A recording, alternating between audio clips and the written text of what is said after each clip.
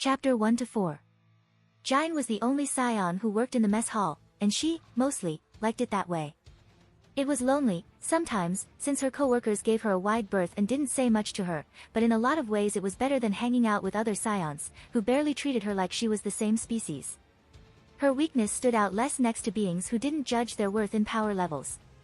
She was preparing the meat for the next lunch rush when Bardock came in the kitchen, causing the other cooks to scatter in fear.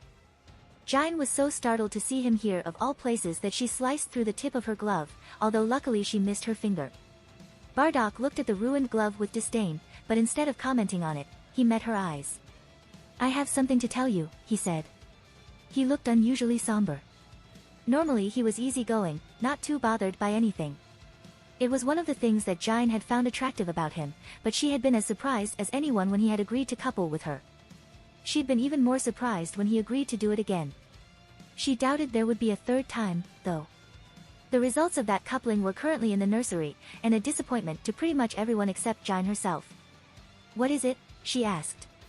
Bardock looked uneasily around the kitchen. The cooks were all huddled in the back corner, some of them with dishes burning on the stove in their absence. He stepped closer to her and lowered his voice. "Frisia is going to blow up the planet," he said. His meaning didn't immediately penetrate, and once it did, Gine brought her hand up to her mouth in dismay. "That's awful," she said. "But why would he do that? The scions are his best soldiers." Rather than answer her question, Bardock looked surprised. "Are you saying you believe me?" Gine nodded. "You wouldn't lie about something like that," she said. A rare look of respect entered his eyes, and she treasured it, although it was hard to care about such things in the aftermath of news like that. "If you really believe me, then you've got to get Kakarot off planet before Frisia gets here. We don't have much time. What are you going to do?" "Go fight him, obviously," Bardock said with a smirk. Gine couldn't help but answer it with a smile. "What should I do after that?" she asked.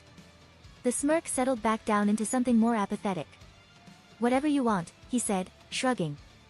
"As long as it's not totally useless, I don't care." The remark stung more than it might have normally, coming on the heels as it did of something almost like camaraderie between them. But this apathy towards her well-being was more his usual style, so Gine shrugged it off. "Be careful," she said before he rushed off. He didn't even turn around to acknowledge her words. Without another glance at her terrified co-workers, Gine stripped off her gloves and hurried out of the kitchen, rising up the maze-like passageways of the main complex to the nursery. Once she got there, she quick-stepped down the rows until she found Kakarot, easy to spot due to his intense resemblance to Bardock. He was also easy to spot because he was bawling his lungs out, making the baby next to him squirm and cry in response, but once she picked him up he stopped. She couldn't help but smile at that, despite everything. Years of being on the bottom of the scion totem pole had taught Gine how to stay out of people's way and not attract attention, so she made it to the pod departure area undetected. It was empty, all outgoing missions having been temporarily suspended. She would have found that suspicious, except now she knew why. She found a pod with a destination already programmed in, a planet so weak it was practically a joke mission, which was doubtless why an infant was going to be sent there. She wondered if it was the very pod Kakarot had been destined for. She placed him inside and then stepped back, ready to engage the startup sequence. Upon being set down, Kakarot had resumed crying, and Gine found her hand hovering over the button to engage the pod, unable to press it. Foolishly, she had asked to be present when Raditz was sent off on his own infant mission. It was not normal behavior for a scion mother to ask such a thing, and the strange looks from everyone present had made it even worse when she actually started to get emotional. Seeing Kakarot in a similar pod, under even worse circumstances, made her actually start to tear up. A scion infant sent out on a purging mission was always retrieved before they were too old to be reconditioned. Raditz had returned in a few months' time, already bigger and more self-sufficient than when he left. But if Bardock was right, Kakarot would never be retrieved from this infant mission. If he was lucky, he would be found by some Earthling and be raised as one of their own. More likely he would simply destroy every civilization on the planet and then... Hot, fat tears began to roll down Gine's face. Even if Kakarot did complete his mission and killed all the Earthlings, he would still have plenty of non-sentient indigenous life forms to keep him alive. But what kind of life would he lead? He would know only killing, and nothing more. At best he would live out his days as a feral creature, barely more intelligent than the animals he hunted, and at worst Frisia would find him and kill him like he was planning to do to the rest of them. It was very possible all Gine was doing was delaying the inevitable. In his infantile rage, Kakarot was now flailing his arms and crying even louder. Gine bent forward without thinking to try to comfort him, but before she could, he accidentally smacked the internal door button. Before she knew what was happening, the door had lowered and pushed her into the pod with Kakarot, where she lay in a jumbled heap. She felt the engines begin to hum to life, but from her upside-down position she had no leverage with which to hit the emergency stop button. It was all she could do to hold on to Kakarot as she felt them both begin to ascend into space. She thought several times during the next few minutes of trying desperately to turn herself around and gain control of the craft, but every time she thought of going back down to that planet, only to have to get out of the pod again and send Kakarot on his way, she couldn't do it. Maybe it was better this way anyway.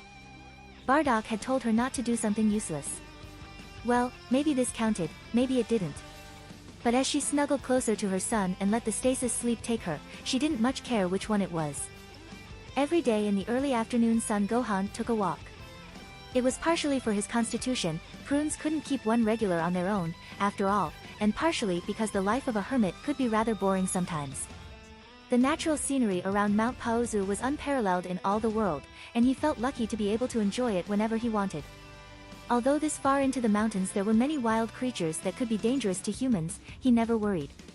He had his walking stick and his martial arts training, and if he ran into something capable of taking out one of the star pupils of Master Roshi, then he figured he deserved whatever he got.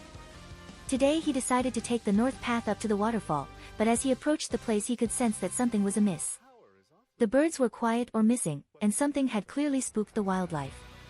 There was very little up here that was afraid of humans, and so normally on his walks he saw plenty of small animals that simply watched him curiously as he passed by. Today what few creatures were out and about at all scurried back into their hidey holes the second they noticed him coming. Soon he found the reason for all the trouble.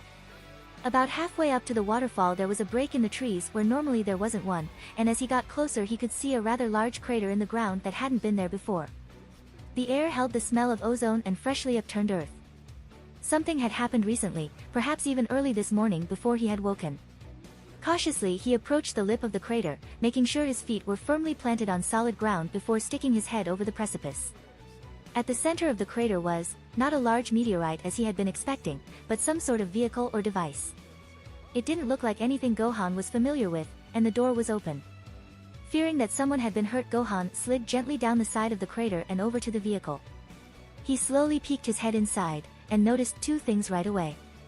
1. There was no one inside, meaning that whoever had occupied this vehicle had been at least well enough to leave it. 2. It was filled with more technology and wires and buttons than he knew what to do with. It was very possible that Capsule Corporation or some similar company had come up with inventions even more fantastical than the ones he was familiar with during his time in isolation, but he doubted it. There was something about this craft that was decidedly otherworldly. Fearing perhaps that whoever had occupied the craft was nearby but too injured to call for help, Gohan reached out with his senses to try to see if he could find anyone. Before he could properly settle his mind, however, he heard a rustling in the bushes up above the crater. He looked up and saw what looked like a brown tail poking out of the bushes. There was a slight rustle as the tail was jerked back inside the cover of leaves, although not all the way. Curious, and a little amused, Gohan walked quietly closer to the bush and, using his walking stick, he gently poked the tail where it was still barely visible behind a scant cover of leaves. Immediately the tail fuzzed out, an expected reaction.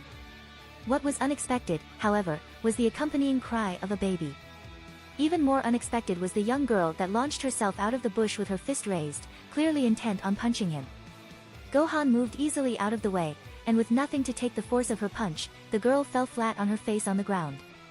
In an instant she had jumped back up and was looking around wildly. When she caught sight of Gohan her eyes widened with fear, and after staring at him for a moment, during which he did not move or do anything threatening, she turned tail and fled. Turning tail was more accurate in this case than Gohan had ever known it to be.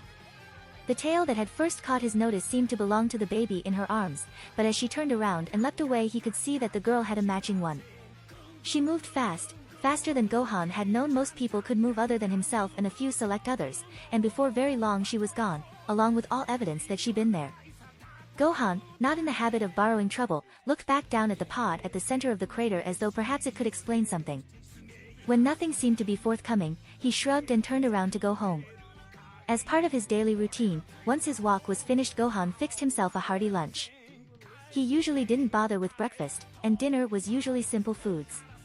Lunch was his chance to go all out, and today, despite not having walked as far as usual, curiosity seemed to have done the work of increasing his appetite in the place of exercise. The beans that had been soaking since the previous night now went into a pot over a nice fire, along with fresh vegetables from his garden and a little bit of preserved fish. He got out the last of the jerky and opened up a new jar of pickled eggs. Once the oven was hot enough, he took the dough that had been rising all morning and put it inside. Before long, the smells of baking bread and piping hot soup filled the tiny hut, and Gohan, although not as consumed by his bodily appetites as he had once been, could admit that here was a meal worth eating. Right as he was sitting down ready to eat, however, the door burst open hard enough that it rocked off its hinges and fell to the floor. Standing in the doorway, eyes wide and crazed, was the young girl from earlier. Gohan could do nothing but stare as she looked wildly around the hut. Her eyes fell on Gohan and she took a step forward threateningly. "Where's the food?" she shouted. Gohan noticed the baby in her arms, which took an opportunity to let out an especially loud yell. Realizing the person that had busted down his door and was demanding his food was holding a baby softened her crazed demeanor in Gohan's eyes from serial killer to frazzled mother. "Please, come in, sit down, have some food," Gohan said, as though it were normal for his guests to burst in uninvited. "You must be starving." As the girl moved cautiously into the room and slowly sat down, looking as though she were ready to flee at a moment's notice, curiosity welled up inside Gohan yet again. She was certainly wearing strange clothing. It was possible that changing fashions in the city had resulted in what looked like some kind of armor, but somehow he doubted it. The pod and the crater, not to mention the tails, all pointed to there being a story here, and a very strange one. The babe in arms was crying even louder now, though, and the girl was staring at the table with unfocused eyes, so Gohan put his questions to the back of his mind and gestured to the food. There was no hesitation. Before Gohan was even aware of what was happening, half the food was already gone. All the jerky in practically one bite, and half the loaf of bread in another.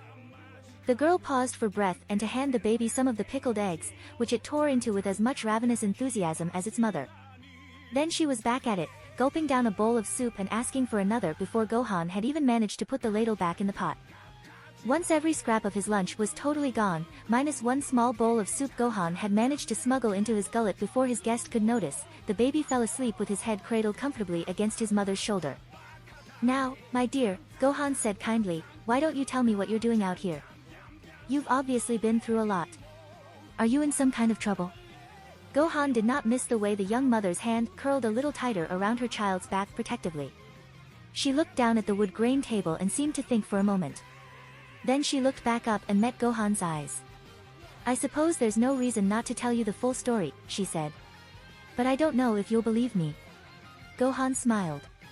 He stood and began gathering the tea things. "Why don't I fix you a cuppa, and you tell me the whole story, and I'll be the judge of that."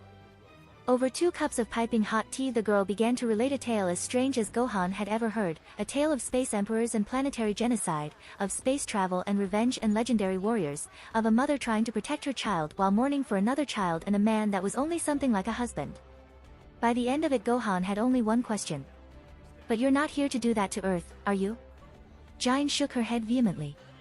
"We're just here to get away from Frisia," she said.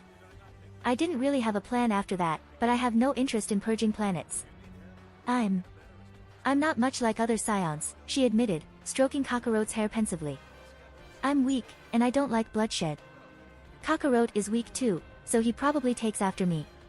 I suppose, we might end up just living here. We have nowhere else to go." She looked back up at Gohan with a wry smile on her face. "Do you think I could pass as an Earthling?" "Absolutely, my dear," Gohan said. "Why, there's nothing strange about you except your clothes, which are easily fixed, and that tail. Even that's just a bit unusual.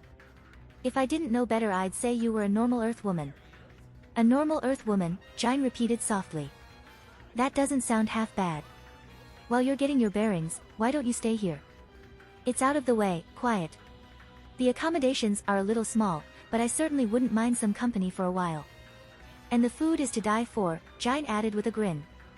"If you really don't mind, I might just take you up on that." Gohan did not mind. But that night he got a bit of a nasty shock. As he was gathering up his bedroll, content to sleep in the woodshed while Gine and the baby took the bed, Gine turned to him suddenly.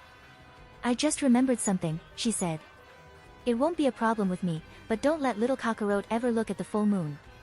Gohan stood up slowly, amazed.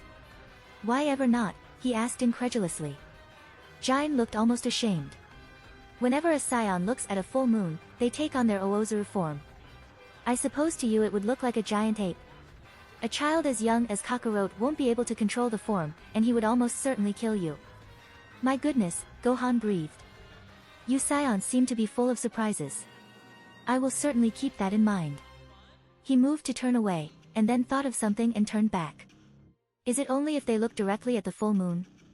Gine nodded. Even half moon or an almost full moon won't do. I wonder. Gohan muttered to himself as he rummaged through the cabinet in the back wall. Eventually he emerged with a pair of sunglasses. If he were wearing these, would that prevent the transformation? Gine took the unfamiliar object and inspected it. Gohan took it from her and placed it on her face. She smiled when she realized what it was. Oh, I see. It reduces the amount of light your eyes receive. Yes, that would do just fine. She took the glasses off and turned them around, placing them on Kakarot's face. The glasses were comically oversized, and she laughed. Kakarot, aware only that his mother was laughing, giggled in response, which only made her laugh harder. Soon the two of them were laughing uproariously, with Gohan looking on, a fond smile on his face.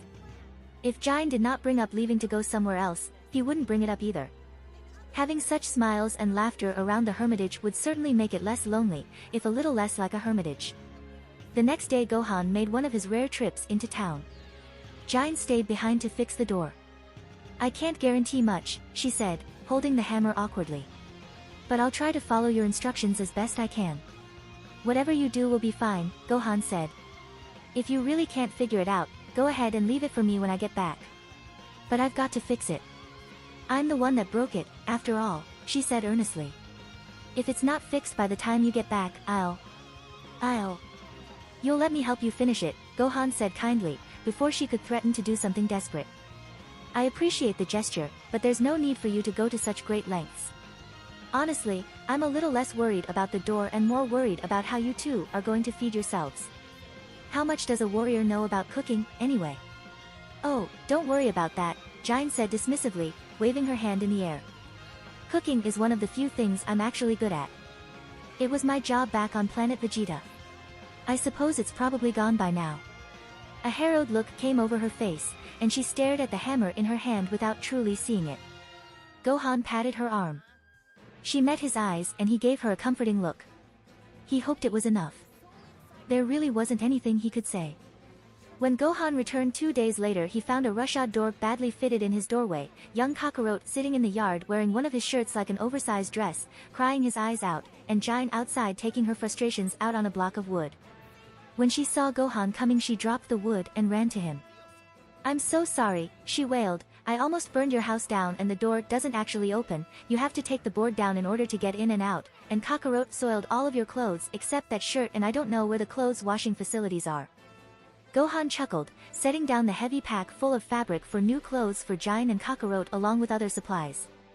First things first, he said. When you say you didn't burn the house down, how not burned are we talking? It turned out, not very. The ceiling was a little blackened and the pot she had been using would never be the same, but it was nothing that wasn't easily fixed. While Gohan taught Gine the finer points of washing clothes by hand, Kakarot played with the fabric he had bought, his impulse to tear it apart with his teeth quickly corrected by his mother. This is for wearing, not eating, Kakarot, she scolded, draping the cloth around herself. Like this. Clumsily the little boy attempted to pull a sheet of fabric around him in the same manner as his mother, but only succeeded in pulling it over his head entirely. Gine laughed, and Gohan was relieved to see that the sorrow and heaviness he had left her with had already begun to lift.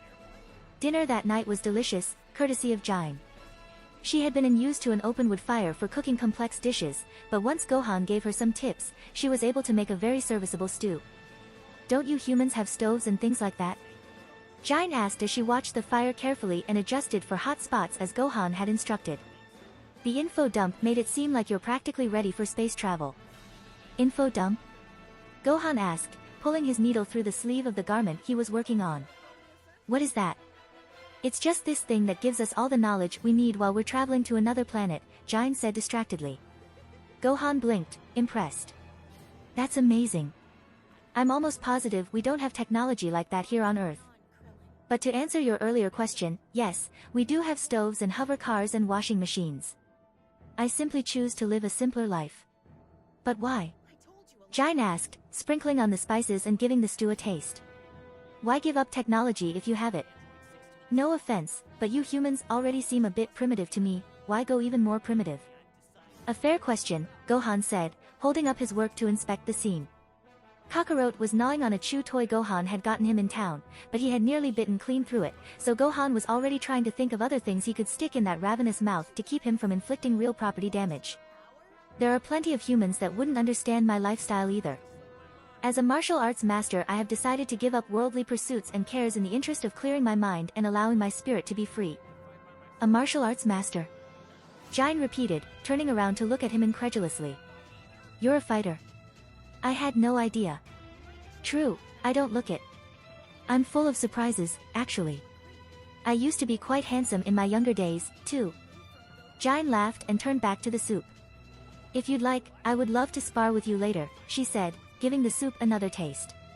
I thought you said you didn't like fighting, Gohan pointed out, starting on the hem. I don't like being forced to go around just killing things on someone else's orders, Gine said bitingly, but I'm still a scion. Fighting is in our blood. I would just rather do it for fun. Was all Gohan replied. While Gine set the table, he tried the little shirt he had been making on Kakarot. The boy squirmed and tried to bite him, but at a sharp word from his mother he stilled, and Gohan pulled the shirt over his head. Gohan still didn't quite believe this child was only a few days old. He was already practically walking. The shirt fit fine, and once Kakarot realized Gohan had been trying to dress him, not tie him up or eat him, the little boy smoothed his hands down the blue fabric over and over again, clearly fascinated.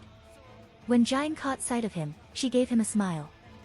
You look very nice, Kakarot, she said. Tell Grandpa Gohan thank you. Kakarot turned to Gohan and babbled unintelligibly. Gohan decided to take it as an expression of gratitude, though it was impossible to tell. Grandpa Gohan, he mused. I like the sound of that. As the days and weeks and months went by, the three of them began to integrate into each other's lives seamlessly. Gine put her armor away and wore the clothes Gohan made for her. She cooked and cleaned and hunted, and both of them quietly did not mention the possibility of her leaving. When all the chores were done and Gohan was in the mood, they sparred. Gine had to go easy on him, of course, but quite a bit less easy than she'd been anticipating, considering the average power level of this planet. Sometimes she almost wished for a scouter so she could read his power level.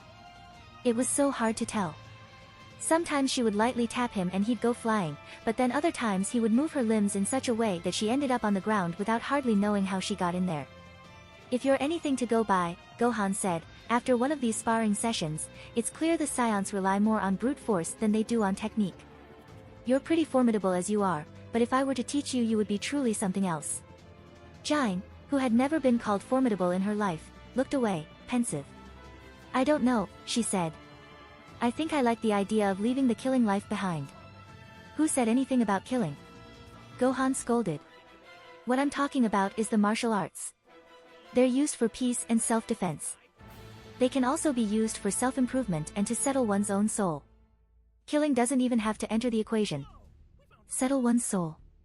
Gine rolled those words around in her mouth like she enjoyed the taste of them. That I could handle. Thus it was decided. The sparring sessions turned into teaching sessions, and when Kakarot was old enough he joined them. One night after a bedtime story, Kakarot lay drowsing, and Gine was nearly asleep herself when he spoke. Mama? Do I have a papa? The story had been about a mother and a father, and the realization that she was about to have that conversation gave Gine an adrenaline rush that woke her right up. You did. He's dead now.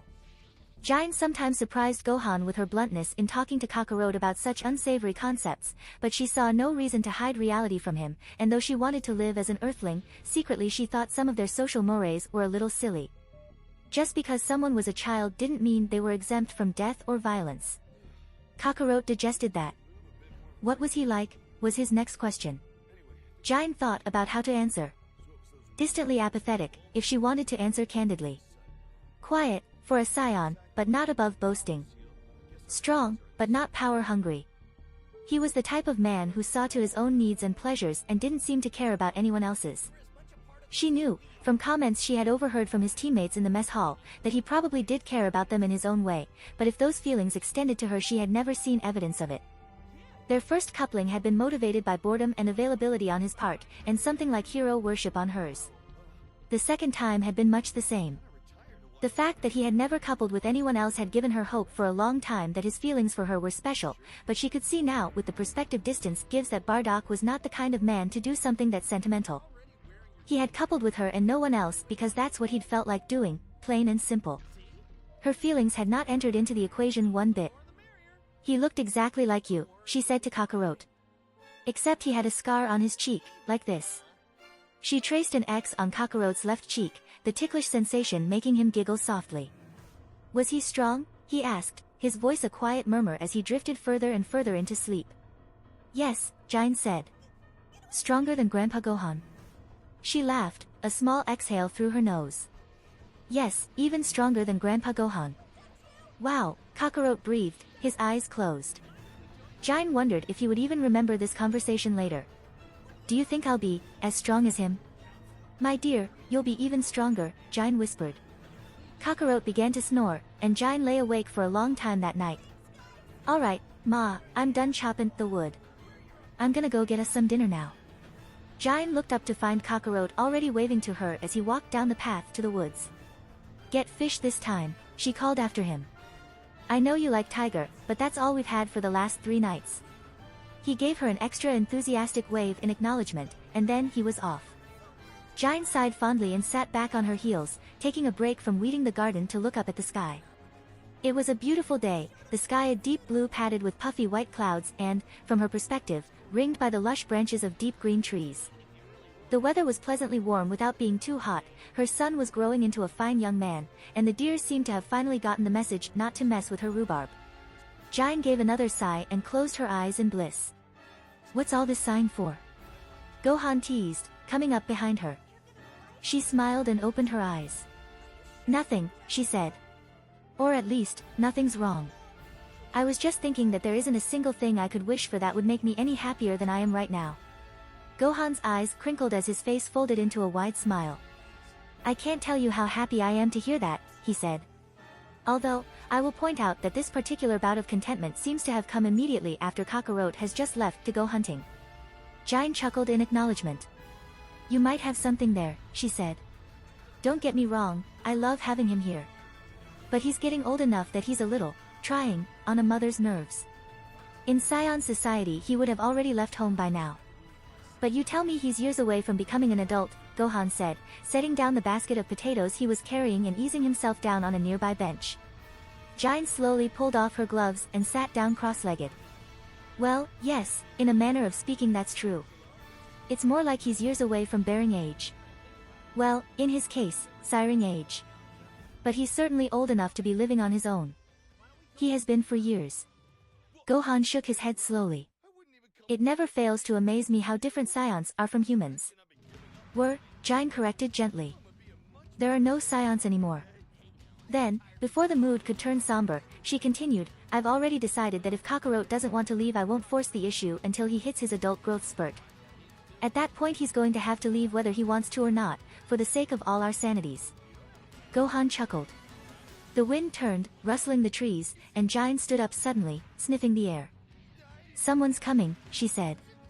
Gohan stood more sedately, looking in the same direction as Gine. Indeed, he said calmly. I'll go put these in the storehouse while you greet our guest. He did so without giving Gine time to protest. Standing absolutely still, she watched the path to the house carefully.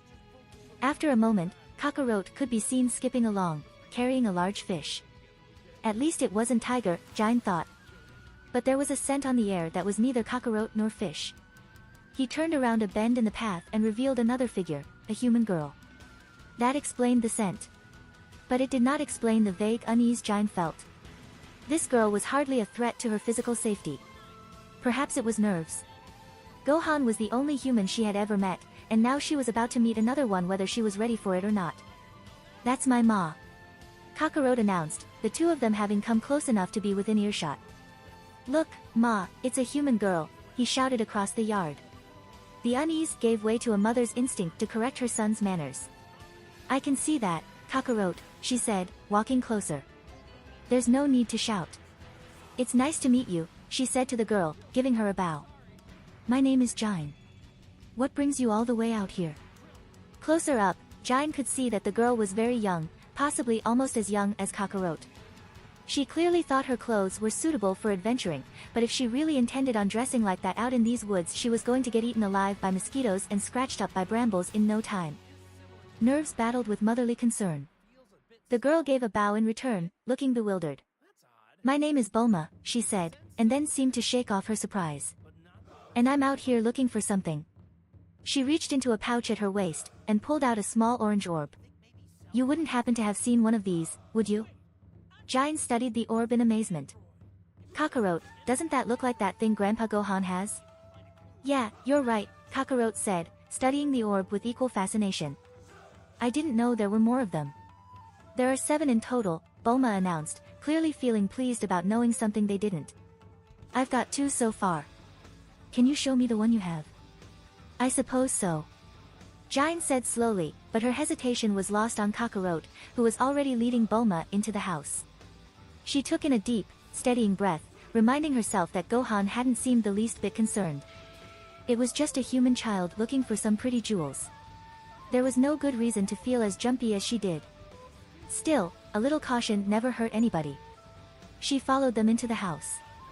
And if you gather all 7, supposedly you get a wish from a magical dragon. Bulma was explaining to Gohan and Kakarot. And what is it you're going to wish for? Gohan asked. Bulma smiled brightly at him. A lifetime supply of strawberries. Gine was a little appalled. There was no way that was the truth, except she didn't seem to be lying. You must really like strawberries, Gine said, moving further into the house and getting the tea things ready. Nothing better. Bulma agreed. They're a little hard to get in the city. Most of the year the only ones you can find are shriveled up and sour. But there's just nothing better in the whole world than a sweet, plump strawberry freshly picked. I would have to agree with you there, Gohan said, chuckling. He noticed Gine moving in such a way to keep Bulma her line of sight at all times, and gave her an indulgent smile that she ignored. And our cut would be, what, a bushel of strawberries sent up here yearly? Naturally. Bulma agreed with a chuckle.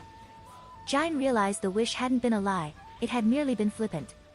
She didn't really believe in the legend, she was just a spoiled city girl out for a little fun.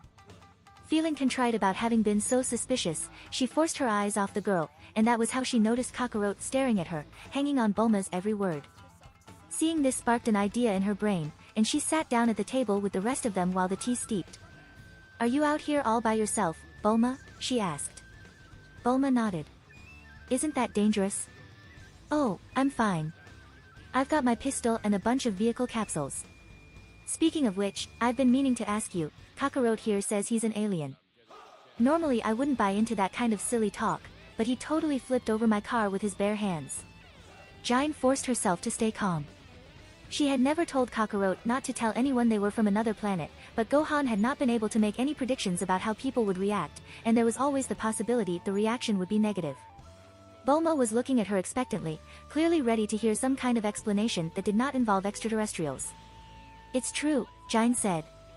We came here when Kakarot was a baby. Our planet was destroyed and we had nowhere else to go. Bulma digested this, looking back and forth between Gine and Kakarot, waiting for someone to announce they were pulling her leg. No one did. I guess that would explain the tales, she said eventually. And that seemed to be it. Gine was pretty sure she didn't believe them, but that was better than mass hysteria. Gohan stood up. Let me see if I can't find my, what is it called? Dragon Ball?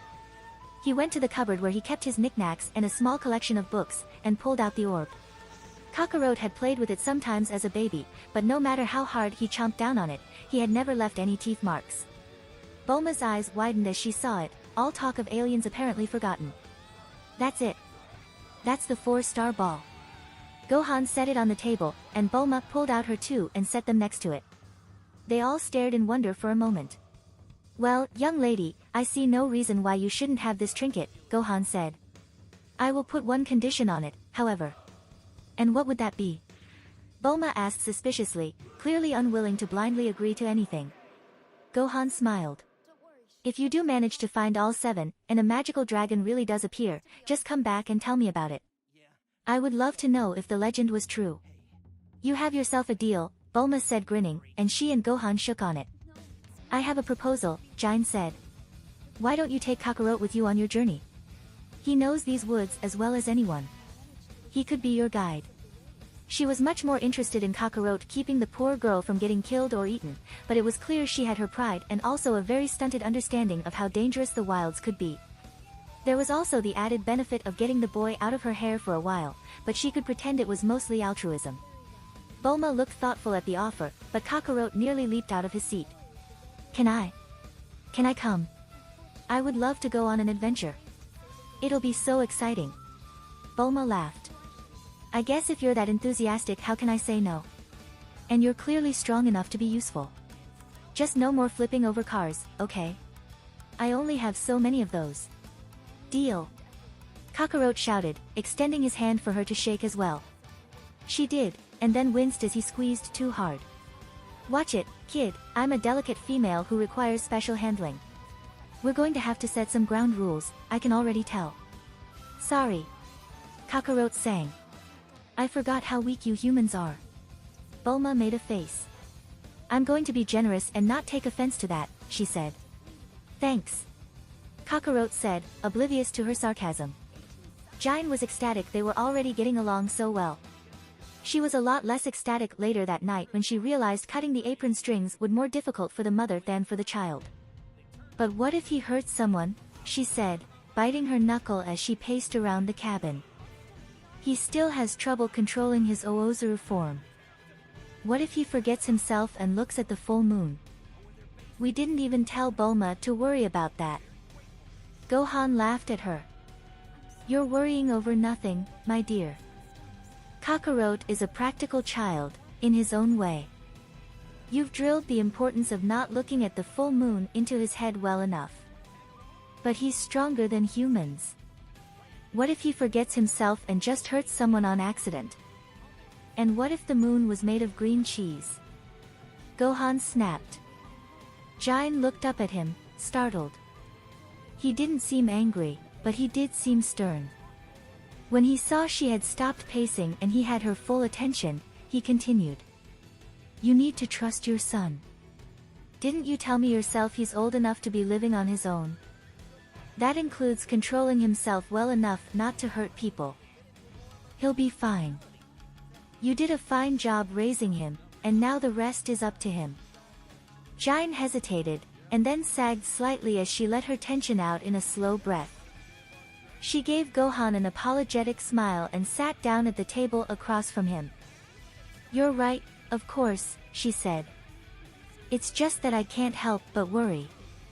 Is this what it's like to be a human? Gohan chuckled. I think this is what it is to be a mother, he said. Many weeks later, as Gine was hanging the laundry up to dry, she heard a strange noise in the air and looked up to find a yellow cloud swooping down out of the sky. Before she could do more than set down her basket of sheets, Kakarot leaped off the cloud and jumped into her arms. There was a happy cacophony of greeting and yelling as they hugged, and Kakarot tried to explain every part of his adventure at once, and Gine tried to get him to slow down and simultaneously call Gohan from where he was in the house. Eventually they managed to get Kakarot inside and fed, where he related the story in a jumble of names and non sequiturs. One name in particular jumped out at Gohan. Oh, you met good old Ox King, did you? Yeah.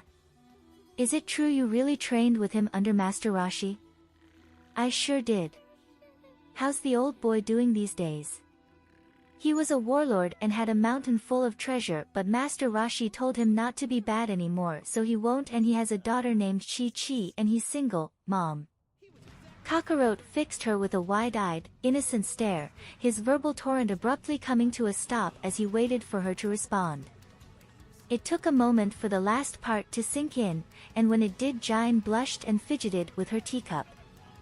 Thank you for that, Kakarot, she said, ignoring Gohan's amused grin. He rescued her a moment later by asking Kakarot if the Dragon Balls had turned out to really grant wishes. Yeah, they really do. I didn't see it, but they said there was a big dragon that shot up into the sky. What did you end up wishing for? Panties. I beg your pardon. Panties. Oolong wished for panties. I don't know why, I think he already had underwear of his own. Gohan muttered something about another Rashi, but Gine turned to Kakarot and asked, "Why didn't you see the dragon, son?" Immediately Kakarot wilted, staring down at the tabletop, looking ashamed. "I had to go Oozuru," he admitted. "We were trapped in a dungeon and it was the only way to get out. They, cut off my tail because I couldn't control it." He looked so ashamed and so forlorn that Gine could do nothing but get out of her chair and kneel down next to his, putting her arms around him. He buried his face in her shoulder. "I'm not angry, Kakarot," she assured him.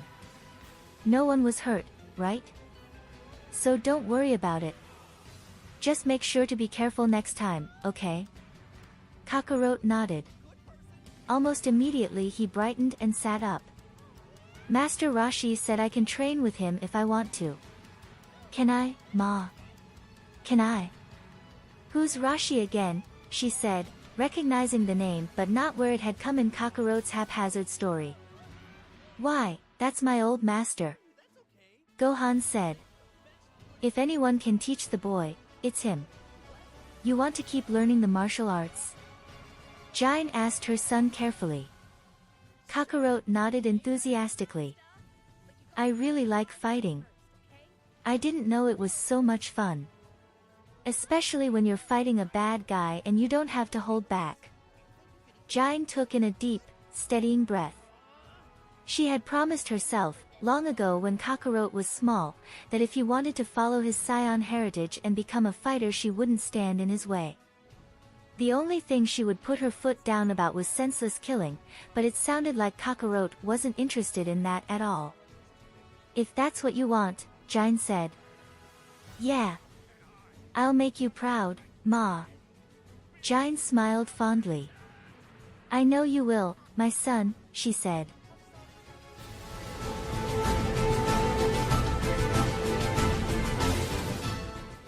If you like this content, don't forget to like and subscribe. See you later, bye bye.